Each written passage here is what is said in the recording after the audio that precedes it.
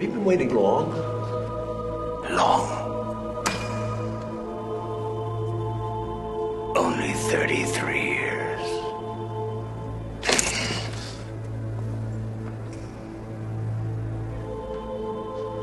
Quentin Barnes. But that's impossible. He's dead. I was. But as you can see, I'm back. Oh, our Father who art in heaven, hallowed be thy name. Thy kingdom come, thy will be done.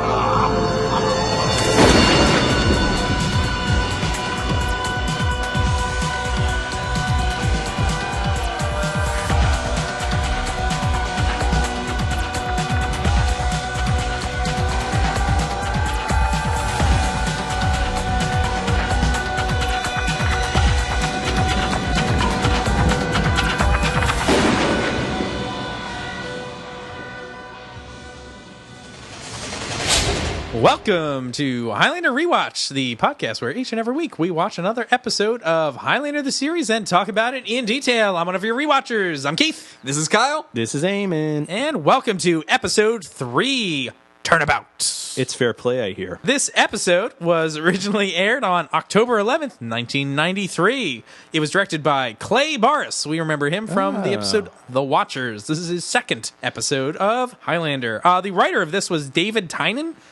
We heard a lot about him from our interview with David Abramowitz. He was a huge fan of him. He gave him a lot of credit for where the series went.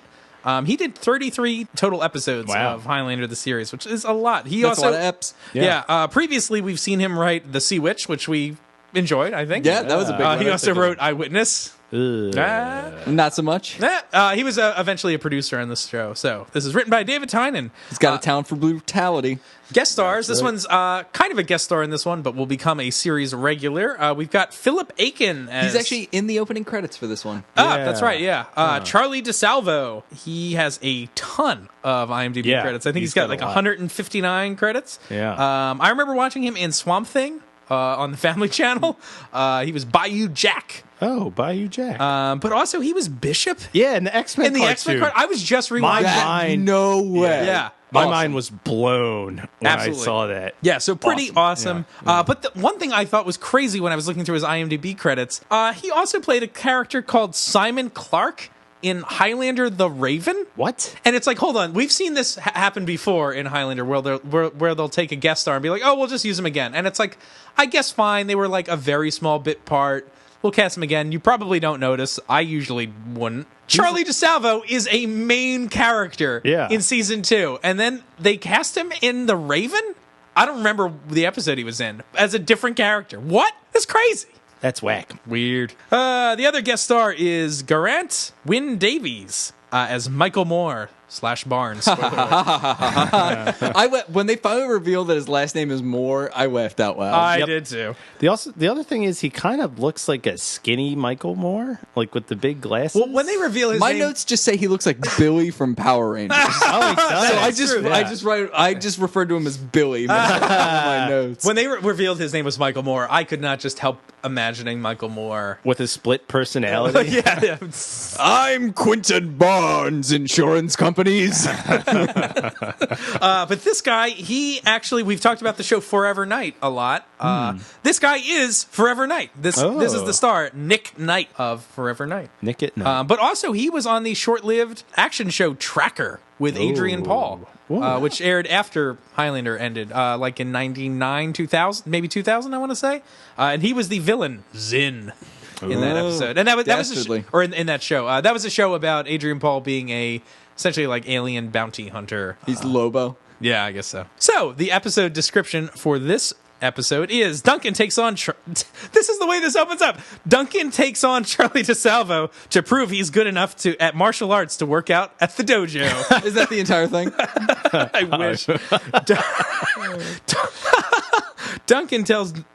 Dawson tells Duncan that Quentin Barnes is free and killing mortals, but Duncan refuses to get involved. Then Duncan's old friend Michael Moore turns up to try to convince an insurance company to turn over a liver. Yeah. Determined to take Barnes' head. In flashback, Michael was unable to save his mortal girlfriend, Jeanette. Barnes beats Duncan to the priest who attended his execution. This is so long. And Duncan tries frantically to prevent more killings. Great. Fail. Wow. So we open on the execution mentioned in that IMDb opening. Yeah. Where this man shrouded in darkness is about to be executed, and a priest is in fact there. Mm-hmm. And the executionee rips his crucifix off, or his rosary, or whatever. Right. Yep. And this guy's pretty sadistic. Like, he's cackling while they're killing him. And he has a mustache.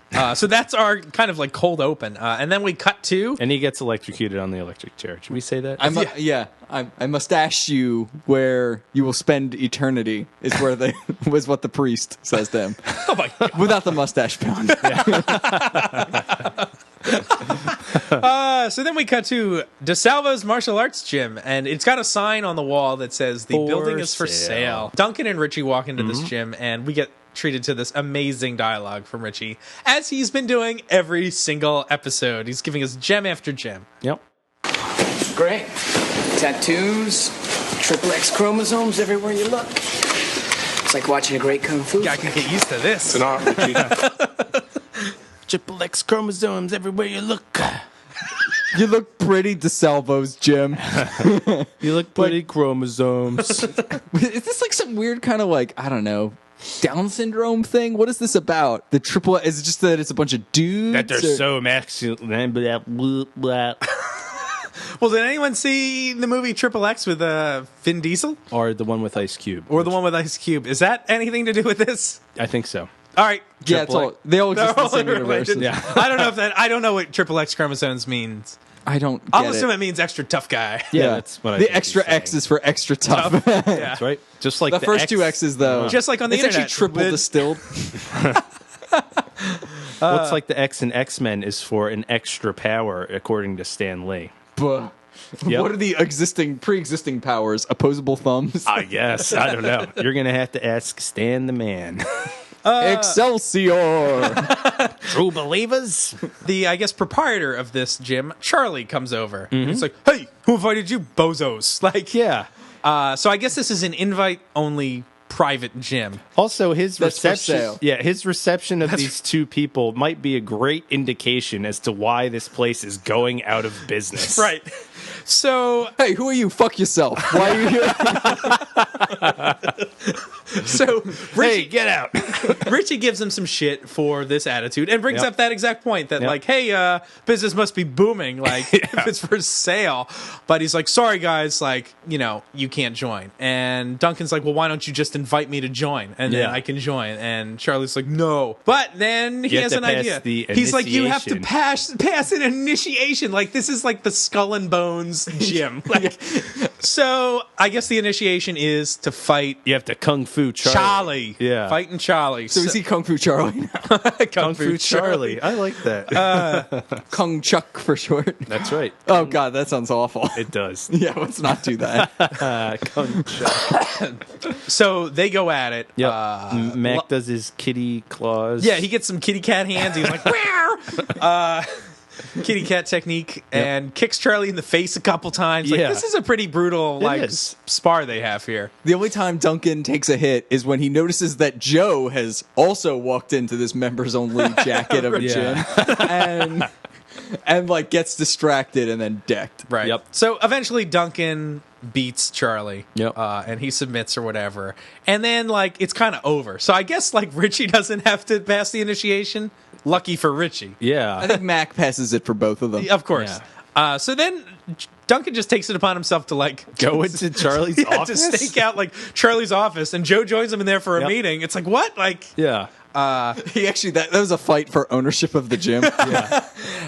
so Joe is there to tell him that an immortal by the name of Quentin Barnes, who was executed 30 years ago, Is back at it. is back. So two things that this, like, I had, like, red flags. I was like, oh, 30 years ago. Like, I guess that opening scene we saw was a flashback. I didn't initially pick up on that. Like, I guess looking back on it, there's like some clues. Like, I guess the way they're dressed is a little older, but it's overt. really not at all. Like, especially for like a show that doesn't have a huge budget. Like, I could see a show like that just kind of having that look. Like, it would just have this look because that's what they had. It didn't register as a flashback to me. No, but it's harmless. Oh no, it's Because they harmless. immediately say it. Yeah. But it puts that initial scene kind of in better context now. Where it's Yes. like, oh, that's what that was. But there was one crazy thing I thought Joe said. It's like, oh, like how do we know he's escaped? And they said they were doing construction on a new chapel for the prison, and when they dug up the graves, one was missing. And it's I was like, wait a minute, where? Again, I don't know, but do they bury prisoners at the prison? I think some they do. Really? Like, No. I can't imagine this is true at all. No, if you don't have, like, your body goes back to your family. It definitely goes back to next weekend. I did look that up. And I if it couldn't find doesn't, out- you get fucking incinerated. There are never prisons with cemeteries attached? I don't know, but this seemed a little like strange to me, at least. But Yeah, no, that was super weird. Though I liked the image of it. Yeah. I liked the idea that like the grave was disturbed, but the whole time I was like, oh, this would have been a cool shot, like to show construction workers like working on some site and like unearthing this guy and them like getting attacked by That might a have coffin even they've unearthed. been a better opening. that might have been a better opening. Yeah, I would have appreciated that. But also, like, just again thinking, how was he buried, and how did they know the coffin was empty? Like, this was 30 years ago. Are we expecting these construction workers were digging up? I'm assuming he was buried in a coffin and not just dumped in a grave. Like, they would have pulled the coffin out, but, like, why would they have opened it? Like, wouldn't they have just been like, oh, here's the coffin, like, with a deteriorated body in it? I don't know. Good question. Maybe they heard someone banging. They heard, "Jigga, jigga, jigga, jigga," and they're like, "Oh, what the hell? Ay. I don't get paid enough for this." So anyway, Quentin's back, baby. That's right. Joe reveals that everyone that was involved in his execution is getting knocked off. And he's like, "Yeah, so you should handle this." And Mac's like, "Not really my thing." Yeah, I'm not a cop. I'm not a cop. And so, and of course, Max still does not really trust Joe. Like, Yeah. they still have a tenuous relationship at this point. Which, this seems like such a breach of protocol. Oh, yeah. I was just like, really? Joe is just like, we observe and record but never interfere until right now? Yeah. Yeah, they don't really delve into that too much in the pilot of this season, like, because Joe mentions that, and I think Horton, or somebody mentions that, like, you've broken the rules already, and he's like, well, I had to. And I wish they maybe kind of got a little bit more into what breaking the rules are and entails. And so anyway, Joe leaves, and then Charlie comes back in, and he's like, oh, you come back in anytime. He's like, I want another crack at you. And I'm like, they're in love already. Like, They these are. two. Yeah. Ooh la la. Oh, we forgot the part after Charlie gets beaten. Some guy comes out and he's like, hey, the hot water doesn't work again. Oh, yeah. And he's like, it's wet, isn't it? I love Charlie. Also, it's good to have like a non-white guy on the show for a change. Yeah. Sure. So Richie and Mac are walking around outside after the gym, and Mac gets the buzz. He does. And he's like, you head on home or whatever. He's like, I got to take care of something. And And he like leaps down like a staircase or whatever. And like an accountant jumps out of a bush. And it's like, haha! And he's It's holding really a sword. funny. It's in broad daylight, and he's like brandishing a sword at Yeah. somebody. This guy looks like the nerdiest. Like, I have in my notes that this dude is like the like immortal dad. Yeah. Like, if your dad, if your like khaki wearing dad was an immortal, it would be this guy. Like, Well, Kyle, you had a good. Who does this guy look like? He's Billy from Power Rangers. That's right. That the is really Blue Ranger. Yeah. And he's in a Canadian tuxedo. So fits the bill even more. Perfect. but it turns out these two are friends. And it's Michael Moore. Michael Moore. Acclaimed film director Michael Moore. So after this, we cut to a wedding photo shoot. Yeah. This is the strangest transition this show Oh has my maybe God. ever had. And they're they're all- like, oh, a little over this way. Like, and we hang on this for a couple seconds. It's like, what is this? Like, and then it's just Duncan, like the gang eating lunch together. Eating a hot dog. And I guess there's a wedding shoot at the cafe. Like, this is the strangest thing. And we'll find out soon why this wedding party is there. But So this whole thing is strange because they're like just shooting the shit and like getting caught up again. They're asking like what Michael's doing in town, and Duncan jumps on him. He's like, "Oh, you're here because of Quentin Barnes." And it's like, wait, when Joe confronted you about this, you knew? Like, you knew about this guy all the time and had a personal sort of connection to this Yeah. guy, and we're just like, not really my thing. Yeah. Nah. It's like, really? Like, you knew that your good pal Michael would be invested in this, and you're just like, You just blew it off. yeah. And it also contradicts something we learn later, that Duncan promises Michael that if Michael is killed by Barnes, Duncan is going to take up the quest to defeat Barnes. And Duncan has not seen Michael in a long time either, so he could maybe assume that, Yeah. you know, Yeah. maybe he's been dead for a while, and he's like, Right. oh, but Barnes is back. Well, I've got a promise because I'm Duncan and I'm chivalrous and I have a code of honor and this is what I do. Yeah, it's all just very puzzling. Yeah, The way that all this stuff pieces together. I did like the fact that like Michael in this scene, like he's like normal, and I was like, oh man, like a normal immortal. Like this is Yeah. great. mortal. Yeah, normal. Norm Like I was mortal. like, normally, like it's some dude wearing a mask, taking saws to people's faces, a guy Yeah. that poisons people. This guy is normal. It's like a dork. he's just a dorky dad. Yeah. with khakis. So it was kind of a relief to just see like someone that was like seemingly well adjusted. Seemingly. Spoiler. Ayo. So we now get a flashback, and we find out the reason there was a stupid wedding party taking is nuts. taking photos It's just for this transition. is just for this transition that they wanted to somebody had this bright idea of like Yeah. the image of a beautiful bride transitioning into a cackling witch. Yeah. would be like interesting. It isn't one. Yeah. So she's wearing the veil, and then she slowly turns, and then the color of the screen changes. Yeah, we get It like gets a this weird sepia tone. tone. And then it's some old woman who's like obviously a few bats short of a belfry. And Yeah. they're at an asylum. Matt gets out of an old school like Model T and goes into this sanatorium and Right. Yeah, this is again a flashback to that sort of like 30s time period that I think Yeah. is really effective. Like the costuming is great. So- they get that Model T looking John up in there. Like Yeah. it looks good. So here's a weird inconsistency. On the episode where Duncan fights, who was the stage on the stage? Do you remember that? Marcus. Mad Marcus. Marcus, yeah. That's in black and white. Yeah. Then in the episode we just watched, they roughly go back to the same time period, right? No changing to the footage. And then in this one, We've got a it's the weird sepia thing. It just struck me as odd. Yeah. Yeah, it doesn't have a single voice in terms of how it shows different eras, but Yeah, I'm okay as long as it like conveys whatever they're trying to show. Like I think the black and white worked well for that kind of theatrical Marcus fight. And Sure. I don't mind the sepia tone. I don't love it though. Like I think also sometimes the sepia tone is used to cover up their set dressings. Like Yeah. it's like we can't make it look too old, so let's Right. make the film look old. Yeah, That'll cover that's it a good up. point. So it's a little practical. Yeah. how much Mac in a bowler hat can you handle? A lot. Good, because you're getting an eyeful. So Mac goes into the asylum and he hears a woman screaming. Someone is attacking this nurse, I guess, and they're yelling, "You deceitful lying bitch."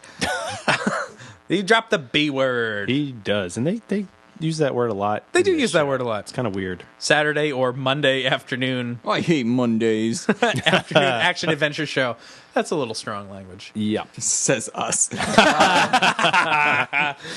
So anyway, Duncan arrives and he is too late. Yeah. His friend Michael is kind of shaking on the floor with his sword drawn, and he's like, I was too late. Like, I couldn't stop him or whatever. Right. So is Michael a doctor? Michael's a doctor, which he does say earlier. I guess we do get the clue that his last name was Moore earlier. When Yeah. Duncan comes in, he's like, "Oh, I'm here to see Dr. Moore." So that's when we find out his name is Michael Moore. Yep. But he has his sword and he's cowering and he's Yeah. like, I was too late or I couldn't stop him. He overpowered me. I wasn't too late. But he's Yeah. saying that Quentin Barnes overpowered him. And then they run in and the nurse is dead. Yeah, who is Janet? Yeah, Jeanette, or excuse Jeanette. me. Yeah. His boo. So then we cut to the graveyard, still back in the past, and they are burying Jeanette. And this is where Duncan promises that he's going to avenge her Right. if if Michael Moore can't. Every time I say Michael Moore, I cannot stop but thinking about the Bowling for Columbine? Bowling for Columbine, and him welding a sword and being like, "I'll avenge you," like this Michael Moore voice. Is that your Michael Moore? That's my Michael Moore. So you know my impressions on this show are always top notch. Gems. Also, Jeanette's last name is Colbert. Jacobs. That's right. Ty Cobb. So Mac then goes back to Joe to get back up because now he's on board for finding Barnes. And all of a sudden Joe's like, well, I don't know about this. All of a sudden he's all squeamish about it. when it was his idea. Yeah, he was spilling the beans about like wanting his help, and now he's like, I can't give you tell you any information about this character. It's like, Kind of weird. yeah. It's revealed that they don't have any pictures of Quentin Barnes. It's like only the 70s, and it's like reported in the newspaper Also, that this he guy's was- been executed. That you would was think a- you would have a mugshot, He was right? a prisoner. Yeah. Yeah, like photos would exist of this guy. Yeah. You would It's just think. like a silly little plot device. I mean, is it possible that Quentin Barnes destroyed all records of his photographs somehow? They could have said that, though. Like, Yeah. all I the guess. records were destroyed in a fire or something. Like, Yeah. I could The buy prison that. burnt. Oh, what would have been a better thing was instead of them digging up the grave because they're building like the prison burned down and the records presumably, and like they started doing new construction, and that's how this thing got dug up or something. Like, Yeah. I don't know. Bada So also, bing. how did what's his name get out? Like, because they imply that when they dug up the graves, like one was empty, and it's like so he escaped before they dug it up. Maybe how did he do that? I don't know. know. Who knows? This is all crazy. It is. Whatever. The magic of cinema. So Joe tells him that the only person left, or one of the only people left, is the priest that was there. Right. And so he reveals the address to Duncan, so Duncan can kind of go help the priest. So then we cut to the priest's, what would you call it? The The seminary or his office? his or church? office. I don't know. Yeah. Okay, so you know what the priest's Rectory. name is? What's his name? Moore. What? Yeah. This- Father Moore. That's You're terrible. Yeah. That doesn't make. Why would you name two characters more? I have no idea. Isn't that That's weird? a joke, right? His No, name's Father Moore? I'm dead serious. Yeah. Padre. I'm Moore. like 98% sure because I wrote it down in my notes. I was like, "What? Like, you couldn't come up with another name?" That's so weird. He can't come up with more names. Oh, I like that. That's like, in the first season, there was almost an instance of that. Not as bad as being in the same episode, but like the next episode, like, weren't there two Gabriels in a row? Like there was Gabriel Pitone, and then in the next episode, there was like a Gabriel something. In Avenging Angel. Yeah, There was another Gabriel. It's like, hold on, like, we just had two Gabriels? Like, that's, yeah. come on, guys. I don't know. Well, that's more of this synchronicity episode to episode, which I'll talk about later. Maybe it's all collapsing in on itself. Unspoil things. Yeah. Barnes arrives at the priest's rectory, and he puts an end to the priest quickly. And that was the clip we played at the top of the episode. So Duncan is too late. Yep. So then, I'm Quentin Barnes. No, I'm Spartacus. I'm Spartacus. so did you guys see the new Ben-Hur trailer? No, what? Why are they remaking Ben-Hur? Good question. Ben-Hur? What a pointless. They're remaking Benjamin Hur. Who plays Benjamin? I don't know. I don't know this actor. Ben-Hur? Yeah. Why? Oh, it's super. It's like the whole. If you watch the trailer, it's all like Dark Knight music. It's like thumping drums and cellos, and the carts are exploding. The horses explode. It's crazy. Actually, there's a shot in the trailer of a horse like flipping into the Coliseum stands. It's amazing. Of course, exactly. But I heard that. in the next scene, Duncan, I guess, has arrived too late, and he's walking away talking to like an EMT. And again, Duncan has like unfettered access to crime scenes. Yeah. that's his special power. That's his mutant power. But That's right. His extra power. I love this interaction he has with the EMT because clearly the EMT is like an extra, so they didn't want to pay him if he had dialogue. So they're like, Duncan's like, so are you saying it's been an hour and a half since the murder? And then the EMT looks at him blankly and nods. It's like great. That's so funny. Also, again, that whole part of the scene didn't need to exist. Like, eventually Duncan ends up talking to Joe outside and being like, we're too late. It's like, that's the start of the scene, man. Yeah. Like, oh, we didn't make it in time.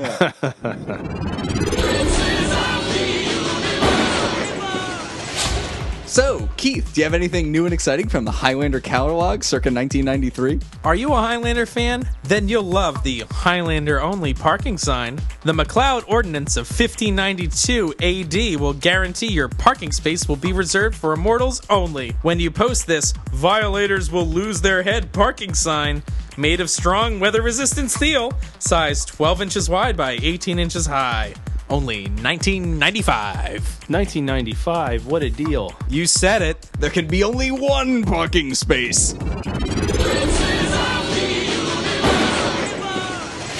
So back at the antique store, Richie gets a visit from Michael. He shows up and he's got a file in his hand, and he said there was a watcher outside who I guess gave it to him, and he was like, oh, this is for Duncan MacLeod. So Michael brings it inside for them to check out, and so Richie opens it, and then we're back to the rectory. Duncan meets up with Joe outside the rectory. Joe reveals, he's like, oh, the files are being printed and sent. So we know they're on the way. So Billy and Tess are having kind of like a friendly walk through the park, just, kind of talking about their feelings. And Megazords. That's right. It's morphin' time. Pooch it. Pooch it. What was Billy? Was he Mastodon? No, that was he was a Triceratops, which is why I always wanted to like him the most, but I didn't. yeah. Because Triceratops is a very good dinosaur. Saber-tooth tiger. Not a dinosaur. Oh, and didn't one have a color to it? Wasn't it like pink pterodactyl? Yeah. It was just pterodactyl. Well, No, pterodactyl. they Were all the same color as their all. No, I know that, but in one of the incarnations of Power Rangers, didn't somebody say the color? I don't know. I could swear that's true. That somebody was like yellow something, and it was like, why is yours the only one that's like yellow? Like that you have to say what it is. Interesting. I remember that for some reason. Are you sure you're not thinking of Legends of the Hidden Temple? Ooh, the That's blue, the purple parrots. The silver barracudas, silver monkeys. Silver monkeys. No, Why it was weren't the shrine. It was the shrine of the silver monkey. What, it was the blue barracudas. The Purple parrots. I don't. what were the other ones? I don't remember. Were they all alliterations? It was silver snakes. Silver snakes. They were all alliterative. And Olmec, the hidden temple. The temple The god. choice is yours and yours alone. So Billy's talking about his feelings for his 70-year-old dead girlfriend. And Tessa's like, oh, well, I think it's sweet. And then Billy's like, oh, well, you think it's sweet? And then he gives her a little kiss on the hand. Yeah, it's a little creepy. I was creeped out by it. It's a little much, but I like the guy. He's really really nerdy and excited during this whole bit. I don't know. I liked him. Michael Moore, Billy. Yeah.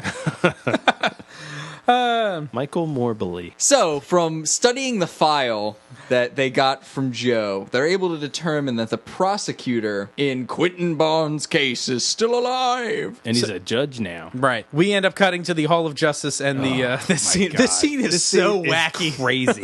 So Quentin Barnes is spying on this judge who's mumbling to himself at his desk. He's like, what's the secretary's name? Luis. Yeah. Luis, I need those depositions. Yeah. Where are you when I need you? Where's that deposition? Is what he says. It would come grinding to a halt if you aren't here. It's ridiculous. You're in the law, Kyle. Is this an accurate representation of a judge's office? I mean, judge's offices tend to just be offices, but he's staying late and he's by himself, and he's clearly a kooky old man. Yeah. So all bets are off. Yeah. The Seacouver judicial system. As we learned from Bad Day in Building A, is a total clown school. So, Is this in the same building or is this different? Oh, it's I a like to different imagine that this also took place in Building that would A. be awesome. I'd be so excited. Barnes, I guess, then busts in the door, and we don't Yeah. see what happens, but Yeah. he's kind of, the jig is up for this guy. Yep. So Duncan picks up Michael from his hotel, and they're on their way to the judge's chambers because I guess Duncan was calling the judge at home, and he wasn't answering. So he must be at work. So they head over to save him. But alas, they are too late. And how does the judge die, Kyle? He somehow is strapped to this thing, like they make an electric chair somehow. Yeah. And they go the same way the other guy was killed. No, was it? They showed Barnes throttling him. So what? But there's a note. And there's a note from Barnes that says, Michael, I'll be seeing you. I'll be seeing you, Michael. You look pretty, Michael. It looks like it's superimposed on the paper. It doesn't even look like they actually wrote I'll have to watch a that. note. It's really weird. I don't know. So we then get a nice juicy bit of exposition of just Duncan explaining that the Watchers are just not that good at their job. Yeah. Right. Because Richie, I think, is highlighting what we talked about earlier of how the hell is there not a picture of this guy? Yeah. And Duncan's like, well, it's got to really be hard. Whatever, don't think about it. And that clearly was derivative of a writer wondering, hey, wouldn't they have a picture? And they're like, yeah, you're right. We got to figure that out. Let's write that in the script. They don't. Problem solved. Yeah, that's right.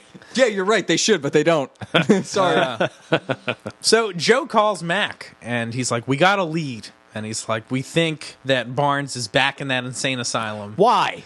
I was wondering that too. So my only guess is, since they think he's at large, they have sent watchers to his like old stomping grounds, I guess. and somebody saw him go in there. But I agree. It's like I had the same I question. think that's It's like- reasonable, It's honestly. like, all right. No, like, I don't know. How would you?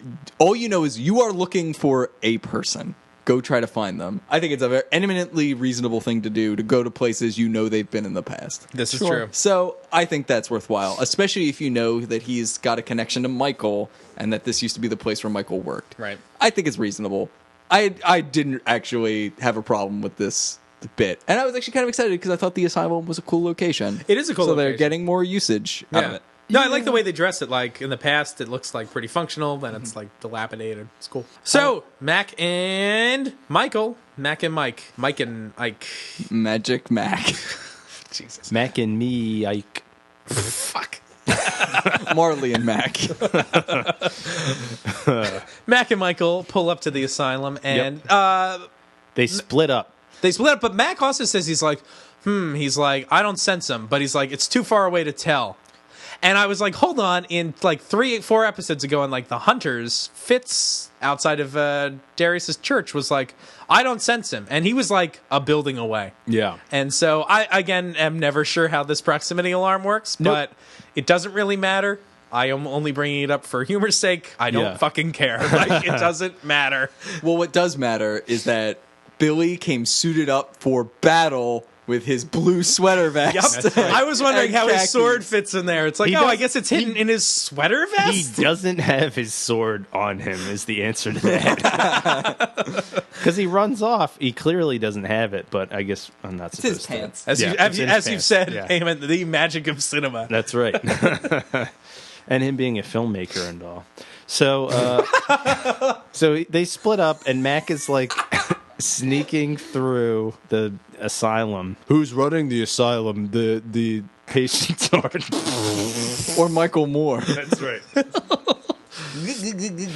So Mac's sneaking around, and this isn't the first time we're going to be seeing him sneak around the same exact hallways, which I'll complain about later. But he doesn't find Quentin Barnes. Nope. And then he hears a scream. And he runs out. He runs outside. Yeah. like this is like a multi-story building. How do Well, you? there's like a window breaks and a scream. Like Yeah. someone's been like thrown out a window or Yep. something. So he goes to look. And he doesn't find anything. And then what does he find? A piece He of finds his paper? glasses. Or his glasses. Yeah, his Okay. glasses. And that's it. Yeah. Although I do have a comment. I do kind of like the way this episode's shot. Like, I like all the stuff in the asylum. Like, it's a lot of handheld stuff. Yeah. The camera's kind of floating around behind people. I think it looks pretty cool in there. Gives a good feel to it. So, Yeah. that's a plus. It is. So then Mac ends up getting a call from Barnes. He says that he killed Michael, and he's like, "Hey, you can come and find us. You'll be able to recognize me because I'm the one with the head." And he's like, come back to the asylum. So Yes, I'm like, they've already left, and now they're just going you're back. making him go back again? This made me so angry. That was agreed. irritating. I was Yeah. like, "Come on." And then it's the exact same sequence. He's like literally looking through the same hallways. They don't even like change the hallways. Well, like there was the thing that's kind of funny is it's like a bait and switch. Like the Yeah. entire point is to get Mac out of the antique store. Yeah. So when Mac leaves, Tess is worried about him. Yeah. And has this kind of amazing interaction with Richie. So we should God. play this clip. So Yeah. Richie is like, he's asking if there's anything he can do to help Tess. And then Tess loses her mind. Let me know what you want me to do. We need more inventory, more shelf space. And I can't be spending all my time doing this. I have my own work. Look, Tess, I'm worried about Mac too, but he can take care of himself. Don't you think I know that? Fine, hey, I'm sorry. You know, sometimes they just say some things, you know, open mouth, insert foot. I'm sorry, Richie. Yeah, that's what I'm they sorry. say. And this is another tender It's okay. moment. Yep. They're just full It's of just tender that- moments here. Sometimes This is so soap opera-y. I And tell it's all, like, myself lit that from this above. is the way it is. That it's my choice that I'm with him. It's been 12 years. You'd think I'd learn. Learn what, Tess? Learn not to be human? Learn not to love him so much? Hey, come on. Give yourself a break. Their faces are very close together. Yep. You know what I always do when I'm worried about something? Make out. Yank it. I don't know, so maybe you could tell me. Oh, and then they do a hug. Thanks a And he lot, like kind of Richie. smells her. There is definitely something wacky going on here. So this scene happened because the two actors were like, "Hey, can we have something to do? Can we have a scene where we say anything?" We do anything. Yeah, 'Cause so they are not. in Richie this and Tess are episode. marginalized for the past like 3 episodes. Like, this scene is bullshit. When I was watching it at home, I was just like, blah, blah, blah, blah. Like, The one thing that was a little interesting is this is the second episode in a row that's directly like, Tess, do you sure you want to be with Mac? yeah, Like, very overtly. Like, right. Gregor in the previous episode, what did we decide his nickname was? Launchpad McBlain? Yeah. Launchpad McBlain is immediately like, are you sure you want to be with this guy even though Yeah. you're going to grow old and die? Yeah. And then here she's again like, I tell myself this is normal, but this is terrible. yeah. So that could be interesting fodder if those threads continue to be developed throughout the season. Yeah, Maybe agreed. they will be. Thoughts? Or maybe they won't. Richie ends this whole little thing with like a joke, which Yeah. to me doesn't even make sense. Like the dialogue goes, he's like, you know what I always do when something bothers me? And Tess is like, no. And he's like, oh, I thought you know, I don't. Like, it's like, wait, you asked the question, like, you do know. Like, I don't understand what that is. No, Like, he's like, it's like, you know what I do? Like, he's asking her if she knows what he does. the joke would have been, the joke should not be, you know what I do when something bothers me? It should be something like, do you know what they say when something bothers you? Because then the answer to, like, then Richie can legitimately not know the answer to, do you know what, quote unquote, they say? Yeah, not like, do you know what I myself do? Yeah, and it's like, we frankly do know what you do, and so do you, because you're the one doing it. Like, What's Wait, supposed to how be? do we know? well, we know, well, we can view it, viewer, It's supposed whatever. to be like he's like dumb Richie, like Sure, yep, dumb Richie indeed. No, I think it's I agree that it's like 2 words away from being written accurately. Yeah. But it's cute. It's I guess fine. cute. Also, if this was a soap opera, which this feels Yeah. really soap opera-y, these two characters are about to do it. Yep. Yeah. All Up you and need is down. some Vaseline smeared on the lens. No, because this whole like setup in a soap opera is Yeah. fodder for an affair happening. Mm-hmm. That would have really been interesting too. I mean, maybe that might happen. Uh-oh. We don't know. Spoiler alert. Richie bangs Tess. Fanfic. Spoiler alert, that might happen in the story Eamon is writing.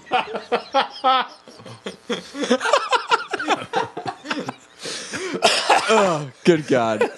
Gross. Not gross, but fanfic. So Ugh. we don't really need to talk too much about the next scene because we've already seen it once. Duncan wanders around the Yep. asylum doing nothing. But this time he has his trench coat. Right, so it's more exciting and thrilling. Yep. But then he also finds a dead body Ooh.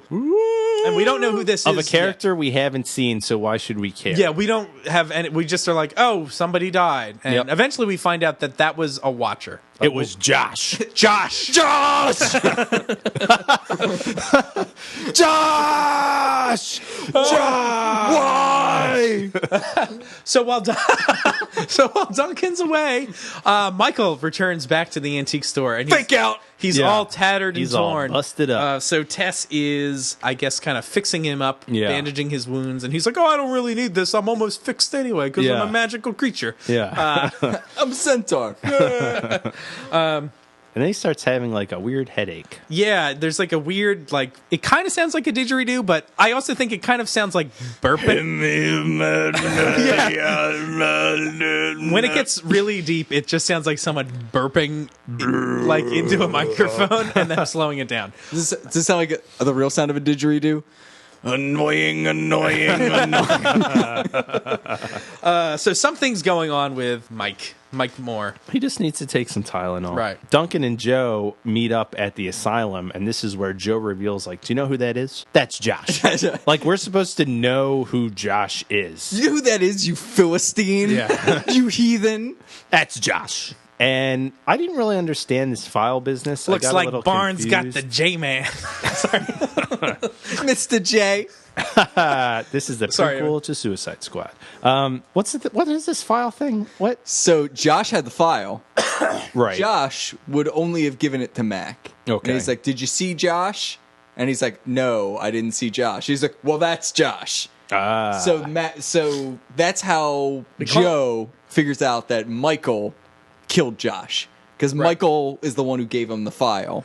Oh. And Josh would not have given the file to anyone but Mac directly.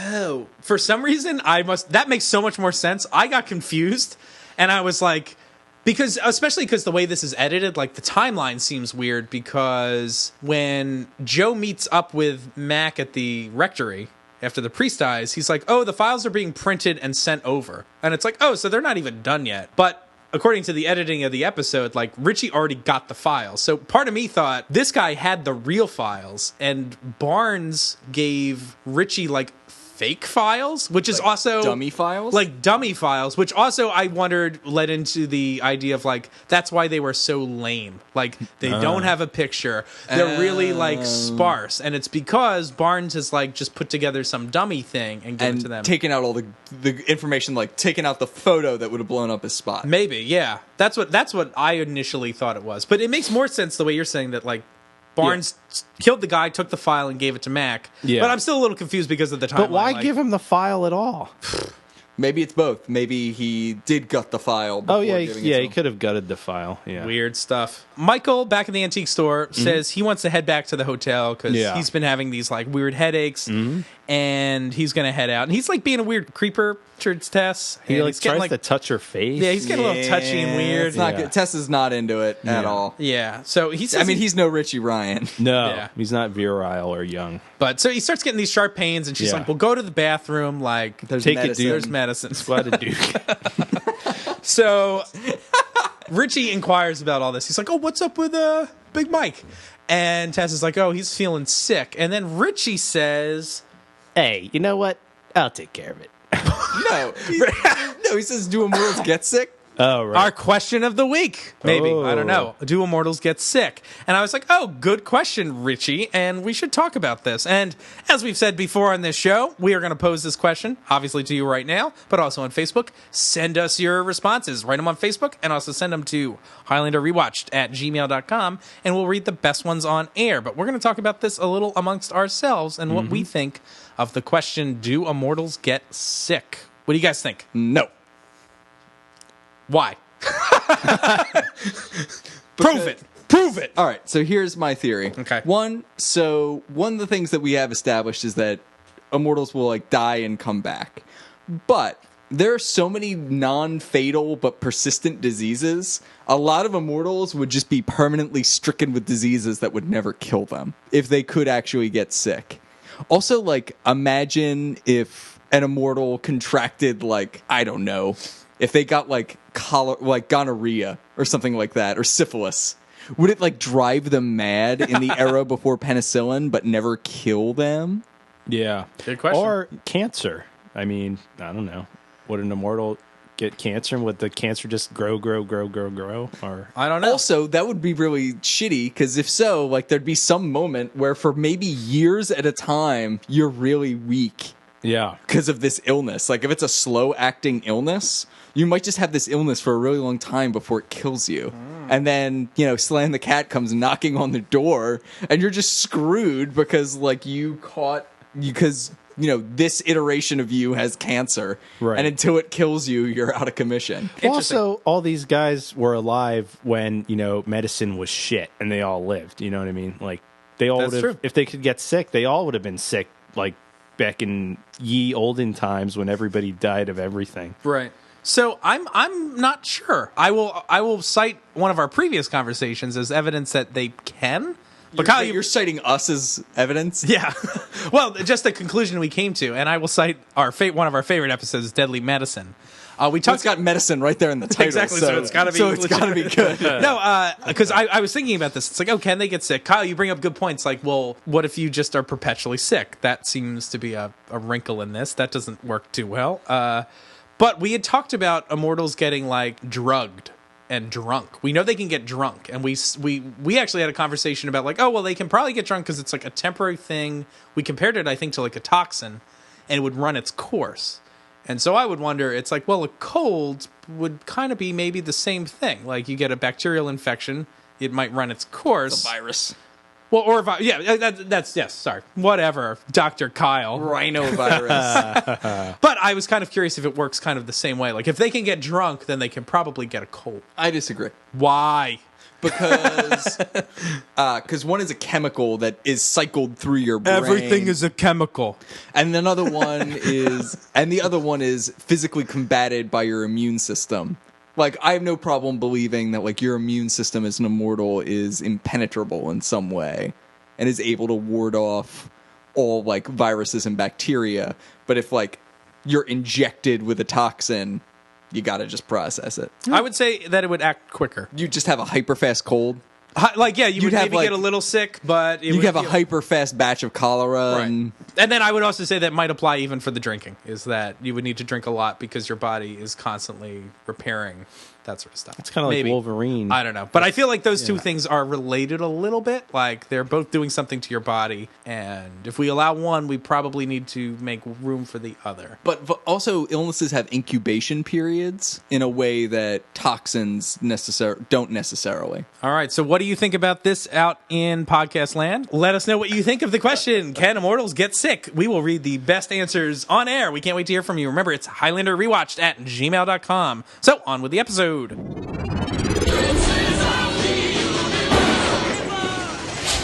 All right, so Michael's freaking out in the bathroom, and we hear him scream, "No!" We hear him yell, "It's morphin' time!" And then he becomes Quentin Barnes. Isn't this the weird part where Richie's like, "Hey, you know what, Tess? I'll take care of this." Richie'll take the case. Richie does. But he doesn't seem alarmed at this man screaming in their bathroom. No. So Michael is in the bathroom writing with lipstick. Or no, he sees lipstick. Right. No, he calls Tess in, and there's lipstick writing on the thing. And he's like, "Barnes is here." Like in the house. Yeah, so then Testa goes out, and Richie's like, "Oh, what's wrong? Oh, Barnes is in the house?" I'll take care of this. Yeah. Right. Like he's going to go up against Barnes if he's really there. So yeah, there's... Oh, yeah. No, sorry. I'm just shaking my head at the ludicrousness. situation. Yeah. The situation, my favorite. So there's a bunch of lipstick on the mirror, and it says, "Get ready, Michael. I'm coming." I really wanted Michael to rub the lipstick on his lips. He was going to. They like at one point he like just brings out and like just stares as he twists it up. Like it looked like he was just about to apply it liberally. So the twist here is that Michael and Quentin Barnes are one and the same. Wait, what? It took me longer than I cared to admit to realize that it was the same. That explained why they never had shown Quentin Barnes in any of the shots. And why like they violated so many show don't tell rules. Yep. They're always like telling you things that Quentin Barnes did. And I'm just like, show me. It's a visual medium. Then Quentin Barnes like comes out of the bathroom, and Richie tries to fight him. Who's now the Blue Ranger? Is Michael is Quentin Barnes? Right. Yeah. If that was not painstakingly clear from what we'd said. And Quentin Barnes kicks the shit out of Richie. Well, serious face punching involved. Yeah. Right. Well, Richie punches him twice. Yeah. And so I had two thoughts on this. First, I was like, oh man, like Barnes is like superhuman. Like, he's unstoppable. And then I was like, it's just Richie punching. Yeah. It's like, this guy's not doing anything. It's just Richie being a little wimp. That was the power of the Triceratops fusing every part of his body. And then after he dispatches of Richie, he comes up to Tess and he's like, "It's me, Quentin Barnes." What's this? It's me? It's me, Mario Barnes. It's like... It's not a very threatening way for him to introduce himself, but he does have like a deep voice. Yeah. And he's like carrying himself differently. Yeah, he's like standing up super straight and tall. He's got like kind of a menacing look. He's not like, I'm Michael Moore. Yeah. Oh, guys, do you guys remember when this episode started in a gym? Anybody remember Yeah, that? it was like a lifetime ago. He's flipping out to Tess. Tess punches him a couple times as well. Yeah, and he's saying like, "Oh, you led me on," just like all the rest of them. Like I knew what that walk in the park was all about. Yeah, it's creepy. It's Yeah. weird, and it also Richie is right there. Yeah, It's our main man. that's right. it also paints this strange like parallel that like Is Barnes like a weird, like twisted version of Michael's like psyche or whatever you want to Well, call Sexual it? frustration. well, that's what I was Yeah. gonna say is that it by him talking about like, oh, you led me on, this is what the others did too, like Yeah. it's like, oh, is this supposed to be like an allegory for like he's some sort of sexual predator Yeah. that like recontextualizes like women's niceness or something, or just, you know, like typical human behavior as like Right. a sexual advance towards him. Uh-huh. And I was like, oh, but like that's not really set up in this episode. In another world, this episode could be entirely about someone that like it has a misunderstanding of what women like their actions are to him. Like this is an episode about a sexual predator. Or just And- the guy that's mad about being friend zoned. Oh yeah, I guess so. Which is such a problematic phrase to begin with. No, Like it's perpetuated terrible. by people who have the exact problem we're discussing. Yep. Oh, you've been nice to me. I'm entitled to Yeah. a romantic relationship with you. Not good. No. So like, Teach are them we to love me. Yeah. So like, are we now supposed to like rethink the initial relationship? Like this woman Colbert, Jeanette, Oh. were they even anything? Was she just a nurse at the same place where he works? And That's a good question. I didn't think That about is that. a good question. Because yeah. who And knows if he- Duncan really knew her that well? Like he Yeah. might have just heard from from Michael that like, oh, I'm in love. Like I've got this person. Like maybe they were just acquaintances or work companions. I don't think this show is that subtle, but it's That an would be really interesting interesting point. that that's Yeah. there. I don't know. I was wondering about that. We gotta- I don't know that there's ways to know with what's presented in this episode one way or another. But Interesting. So there's a fight. Duncan shows up. Yep. He's onto this whole thing. once again, the Blue Ranger suited up for battle Yeah. with his khakis and his gray tucked in sweatshirt and his like brown loafers, Yeah. which they keep. There's like 3 shots of people's feet during this fight scene, and it's just like his gross stained loafers. Yeah. It's so goofy. He pulls a sword out of nowhere in typical Highlander fashion. And He pulls Duncan- it out from under the sweatshirt. And then Duncan throws him like out the door Yeah. into who knows where they Like, are now. why is Where there did they? How did they get there? I have no They're like idea. in a train yard. Why is there a train yard right out front of the antique shop? It's so I crazy. like- love this set, but what? Well, it's clear. Like clearly, they had these two things. Like they knew because of like the mechanics of the story that this scene had to take place in the antique shop, presumably. Like Right. that's where this Barnes reveals himself. But I guess then they were like, well, I don't want to. Like we can't have the fight in the antique shop. Like Yeah. that won't be interesting. So let's do it somewhere else. How do we get there? I don't know. Throw him out the door and we'll just cut. Like, and that's what they do. He like Yeah. runs a little bit and then suddenly they're in some industrial park. thing, Yeah. like where there's just like machinery everywhere. And like train bits. Right. Yeah. Train bits. So they're having a good old sword fighty. Well, Barnes is fighting Adrian Paul's stunt double a lot because you can totally tell there's a stunt double flipping all over the place, Yep. which is pretty good. How did you guys feel about this fight scene? I liked 50% of it. yeah. Which 50%? The part that didn't have a barrel throw, and also the part where they just weren't hopping back and forth on There's trains. a lot like, of hopping back and Yeah. forth between like they're trains. just kind of run around. The part where it started to get good to me was at some point. It's right after the barrel floor. It's right after- immediately after that. Immediately Yeah. after that, they run down like a corridor in between Yeah. two like hoop house sort of things, and it's like kind of a cool shot just because it's dramatic looking. But then suddenly the fight, like the choreography, gets like Yeah. kind of fast and furious. And really fast. it's Duncan great. goes on the attack. Yeah. It's a Mac attack. It is a Mac attack. Of course. So let's be real though. It gets good with the barrel throw. Yeah, I guess The barrel throw is amazing. barrel throw is amazing. I saw they shoot. There's like an establishing shot of the barrel. Yeah. And my notes just say yes, yes, yes. And then Barnes grabs the barrel Very growls, slowly. Yeah. and very slowly just Donkey Kongs this Yeah. barrel. And Duncan's just like, ugh. He like kind of like He literally steps jumps out of the way. Yeah, like he literally jumps away like someone just shot a loogie at him. He's like, ugh, gross. And then Barnes follows up this barrel throw with the line, "I spy with my little eye something that is dead." Yeah. And then jumps down. I'm like, what the fuck is this? And there's one. It's me, Quentin Barnes. It's me, Quentin Barnes. So at some point, not necessarily now, but we need to establish a Megazord of Highlander villains.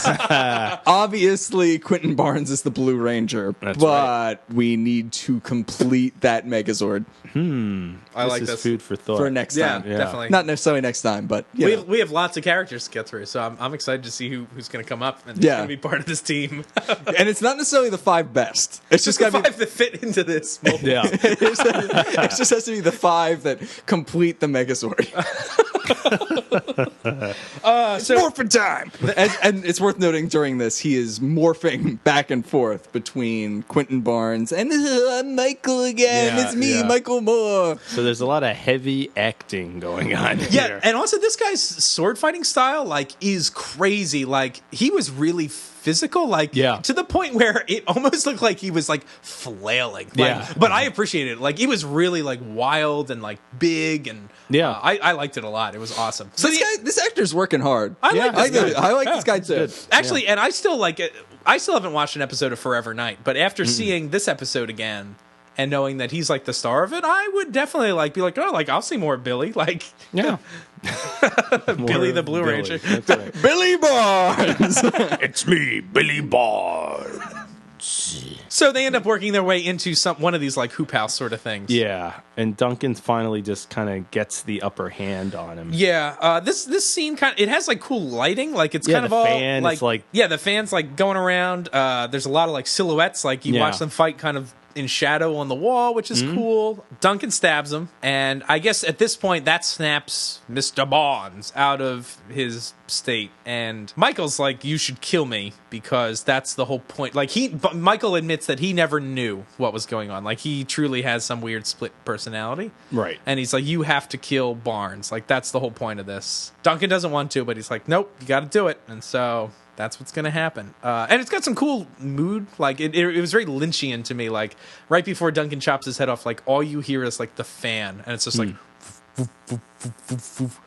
I love that sort of stuff in David Lynch movies, where there's just kind of And hey, it's kind of like Killer Bob. yeah, Killer Bob, yeah. And it's just got kind of sounds in the background, humming and whirling, and it's uncomfortable sounding. It's pretty cool. So anyway, Duncan bops his head off. Yeah. That's that. And has a fairly straightforward quickening, but This quickening is weird. I have a couple things about this. So I have mentioned this belching sound before.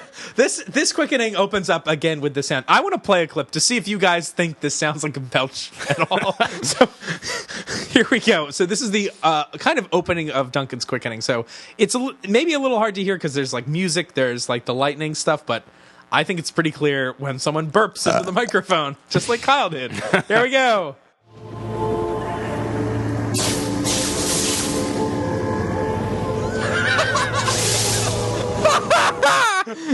So yeah, that is definitely a belch. But then Duncan's Mr. Barnes. So Duncan has this pained look on his face, and he's just standing there, and he's raising one arm like he's about to give a fucking soliloquy.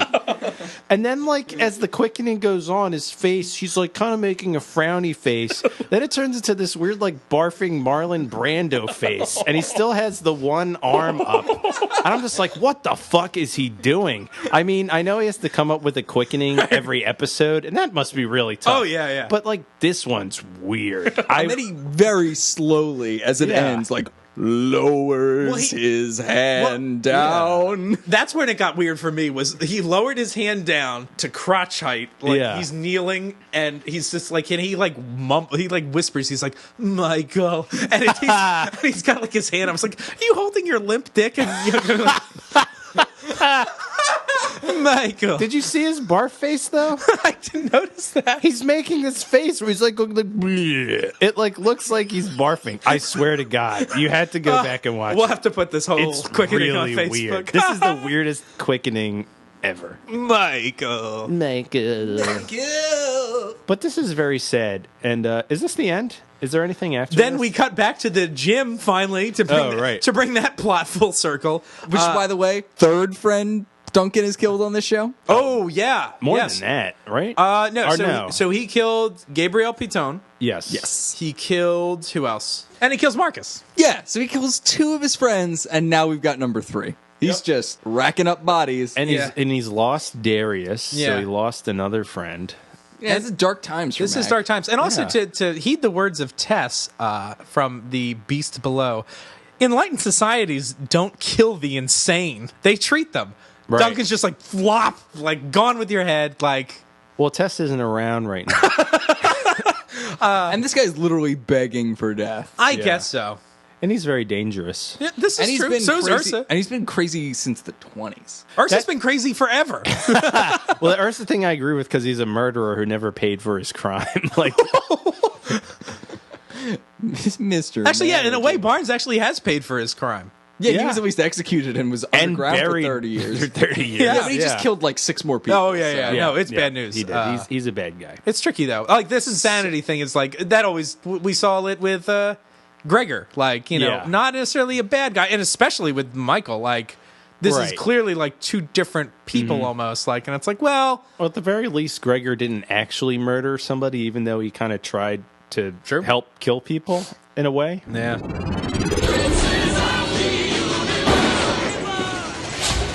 Hey guys, if you liked us on Facebook, you totally should. If you haven't subscribed to us on iTunes or Stitcher, do that too and leave us a nice review like these amazing people. We want to thank Holly Mac 79, Corey Hames Pizza Delivery, MW2 Gun Guru, CCFMDS, Eric of the Dead, Warren Seeker, Ken Shear of Fist, Flash Fan Number 1, Prefab Doombot, K Spinelli, and Killdozer88 for their awesome 5-star reviews. Guys, we haven't gotten a chance to thank you for your 5-star reviews yet on the show, but it's really great. We really appreciate the kind and encouraging words. And thanks everybody out there for listening. So, Especially prefabricated Doombot. I like that name. that's pretty good. Hey, and if you give us a review, we'll thank you on the show in a future episode too.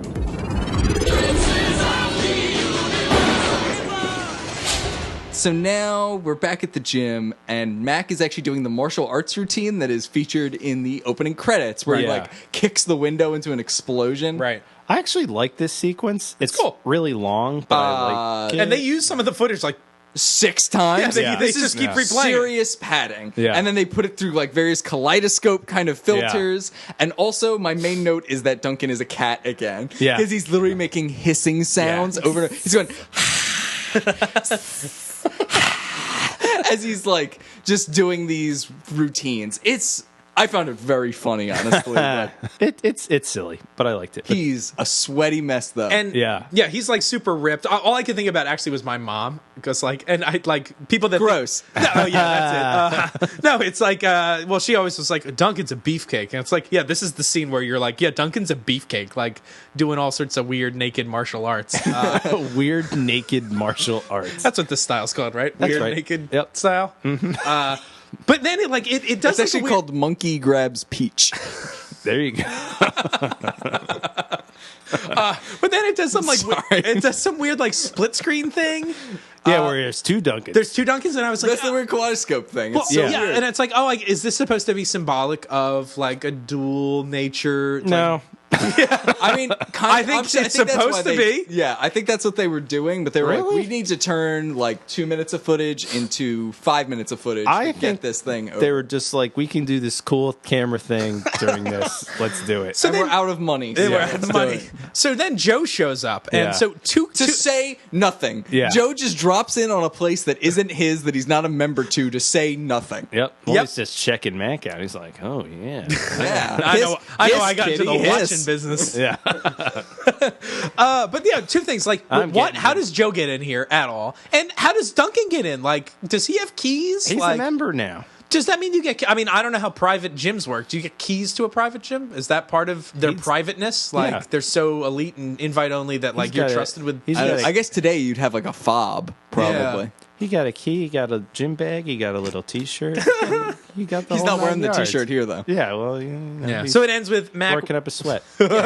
Mac wishes Michael eternal peace, Mm-hmm. and that's the end of. The Joe Dawson interaction is puzzling. Yeah. Joe just shows up and he's like, "Oh, you know, I lost a friend," And he's like, "So did I." Yeah. and then that's Joe it. leaves. It's like she just came to say, like, "Oh, Josh, Yeah. Well, Josh." he says, I lost a friend, and then Duncan hisses like for 30 seconds. And then as Joe's leaving, he's like, hey, Joe, me too. Do you think Joe's supposed to be showing up to kind of put a little blame on Mac? Like, you said you weren't going to help me and this is what happened. But also, I would argue that Mac said he wasn't going to help and then kind of helped 10 minutes later. Like, Yeah. like how much time went I don't- by before Mac I don't know. was involved that Josh died? I don't know. I don't know how we're Like, I supposed couldn't blame Mac to for read this. this. It's weird. We say that so much about this show. Yep. This is weird. Yep. It is very weird. Yeah, that's the episode. That's the episode. So I have something I want to posit about the last 2 episodes we've watched. And this is a theory I had before. All right. How every set of 2 episodes, and this kind of, my theory is kind of defunct because of the Watchers episode, although I guess you could argue that the Watcher episode is coupled with the Hunters. Mm-hmm. So let's take this episode and the one previous. What was it called? Study of light. Studies in light. Yeah. So I'm going to say, so let's take this episode and the episode's Studies in Light. Let's look at the similarities here.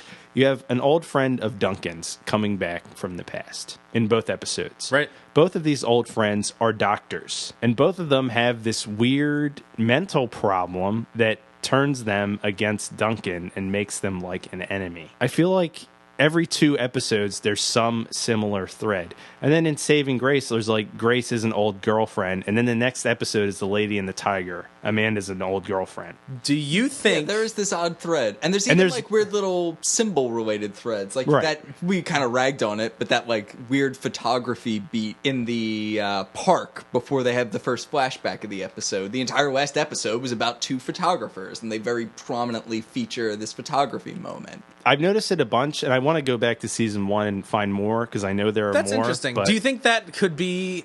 Do you think that's like a writing strategy? Do you think they It could pitch be. like a very general idea to two writers and are Yeah. like, come up with stories about this, and they have thematically very similar things? I don't know. That's very strange. Yeah, I keep noticing it. So I'm going to point it out in the future We'll have if to it ask. happens again. Let's ask David about that. Yeah. Maybe you've uncracked the code.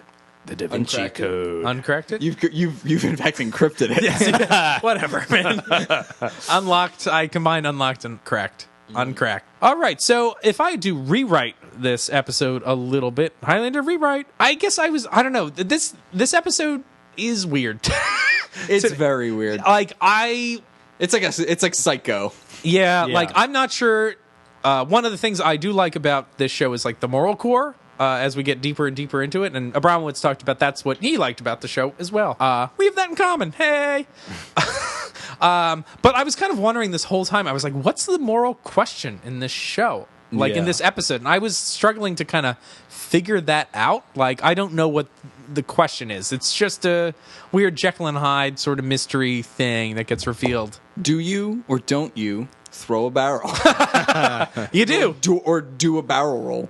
To do a barrel roll, press Z twice. That was always fun. It struck me kind of at the end of the episode when Duncan's doing his like kata moves and like it goes into split screen. I was like, oh, like they're playing with some duality thing.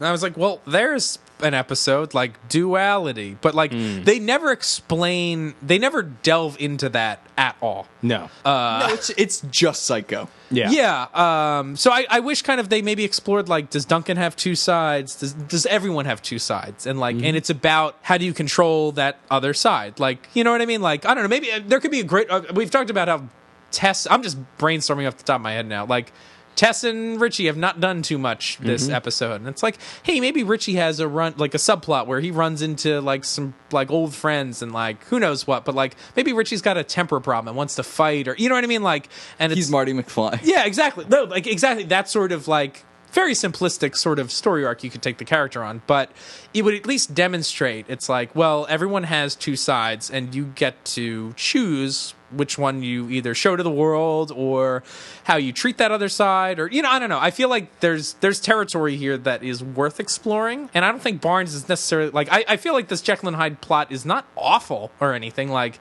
this seems like okay episodic TV. I don't think this is great or anything, but there's something more that could have been done here, and I think they didn't do it. So, Eamon, your thoughts? I don't really have any. I mean, I think it's just this episode was all about the twist, a la M. What, Night the twist? Shyamalan. That's right. It's just like, oh, this guy was the bad guy all along. I don't know. Oh, I was just gonna say, it's also hard for me to like. I feel like we all eventually saw this twist being telegraphed. Also, like, right. I've seen this episode before. It took me like maybe 10 minutes to remember kind of what. Oh, I was like, oh yeah, this episode. Like, I remember what's happening. But I feel like even if this was a new episode, like you would see the twist coming fairly early on, like by halfway probably. I don't know. Sure. Yeah, I was about halfway through. I did not have an independent recollection of this episode, but about halfway through, I was like, oh, it's him. But I feel like there were other ways to have a twist added in.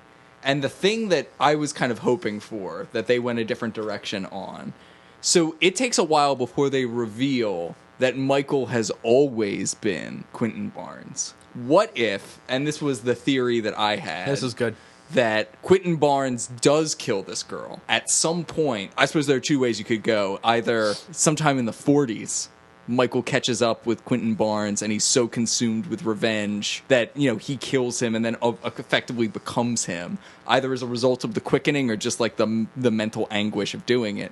Or maybe the story that they tell is true. Like, Quentin Barnes is an independent person who gets executed, who is dug up by construction workers, and then that yell that you hear is Michael taking down Quentin Barnes. Like, he actually beats him, and when they open the door, who falls out but dead Quentin Barnes, not that Watcher. And then, for whatever reason, Michael, either because of his like obsession with vengeance and the fact that his life no longer has meaning, or because of the quickening overpowers him, assumes Quentin Barnes is. I think either version of that might be a little more compelling. That's what I was gonna kind of hinting at. Like, I don't know. Like, again, we're living in 2016. Like, and we saw this plot coming kind of a mile away. If this was 1993, maybe would I have not been as surprised? I'm not sure. Like, just the television culture at the time, would this have been more of a twist? But that's exactly what I was thinking, that I wish they had telegraphed that this would be the twist. It's like, oh, it's a Jekyll and Hyde thing, and then it's not. Or it's not the version of Jekyll and Hyde you'd imagine. I like your interpretation, Kyle. I like that he would be maybe driven by vengeance and took up this mantle just because it gave his life meaning to kind of perpetuate this search for vengeance. Ooh, that's a Highlander DVD. Yoshiaki Search for Vengeance? The Search for Vengeance. Kawajiri. Yeah. So anyway, yeah, I think that would be a much more compelling episode and interesting. Yeah, I mean, even if there wasn't a twist, like what if Moore hated Barnes so much because of maybe he saw some of himself in Barnes, like with Barnes's hatred of how like he thinks women are leading him on. And like Moore Moore shares some of these feelings. I don't know. Like maybe there doesn't have to be a twist. Right. It could be two characters. I don't know. And we also talked about, like, I remember in season 1 with Reinhardt, that we were like, that was one of the first villains we were like, oh, this would be an interesting like season long villain. Like, you could go another direction with this character and maybe even have people suspicious of Michael Moore's like intentions. And it's like, maybe Duncan thinks like, no, you're messed up. Like, none of us have ever seen him. The Watchers haven't. He's like, no, this is real. Yeah. And we could maybe revisit this character every couple episodes, and maybe Barnes is real and we see him at the end. Like, that's another version of this story that would be at least better than this. Like, that would be amazing if Duncan and this guy scrap because Duncan's like, no, like Barnes isn't real, right? And then they fight, and like, Duncan. Because Barnes is clearly some crazy mastermind, and the reveal could be that Barnes finally reveals himself and kills Michael, and it's like that's the season finale. And it's like, oh, look forward to season 3's villain, Barnes. Like, and Duncan's now got to find Barnes and take him out because he's real, and Duncan's nonchalantness about it cost his friend's life. Uh-oh. Bum, bum, bum. Maybe Michael Moore is making an expose documentary about immortals. Maybe the villain of season 3 is just global warming. No, sorry, that's just the plot of Highlander 2. Oh my god. Oh no. So, the Watcher Chronicles, this episode. Not too much interesting stuff, although the chronicle for Mr. Michael Moore is pretty amazing, again, in its writing style, and the dark past they reveal is fantastic. So, mild-mannered Michael Moore and depraved serial killer Quentin Barnes, one and the same guy. Who would have thought? In hindsight, I guess it's obvious to me. The clues were all there. Watchers losing track of Moore, other Watchers far away picking up on the Barnes trail, only to lose him again. Then we lost Moore for over 30 years. The same 30 years Barnes lay murdered after trying in the electric chair for murdering 2 young women. I'm no shrink, but looking back over Michael Moore's early records, it's probable he had some serious mental disorders before his first death. He was taken from an orphanage at a young age and ill-used by his foster family. Perhaps even sexually abused. Yikes. Whoa. Yeah. That's casual. Very casual. Yep. His first death was clearly an act of desperation. A suicide. This is so dark. Oh my god. Oh my god. Imagine what it must be like to come back from a death like that, to find out you can't die, no matter how much you want to realize you're trapped for an eternity with your demons. Wow. No wonder the guy went nuts. Who is this Watcher? An asshole. This is the most unsympathetic Watcher ever. Yep. Jeez. Yikes. Louise. Pretty rough stuff, guys. Oof. Rough stuff. But also, we all, I think we appreciated some stuff in this episode. Yeah. Not all of it. It's There's a kind few of an good things. episode. Yeah. I like Billy. I like Billy, Billy's too. good. Well, thank you so much, everybody out there, for listening to this week's episode of Highlander Rewatched, Episode 3, Turnabout. Join us next week when the episode is... The Darkness. TBD. I don't remember what the name is. I don't We'll plug it in later. Thanks for listening. I've been one of your rewatchers. I'm Keith. This is Kyle. This is Layman. Bye-bye. See ya. Bye.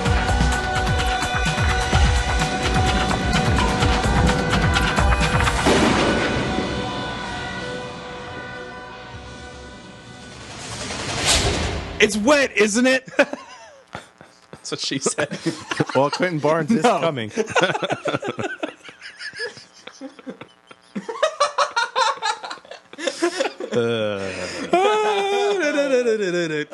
Oh, no.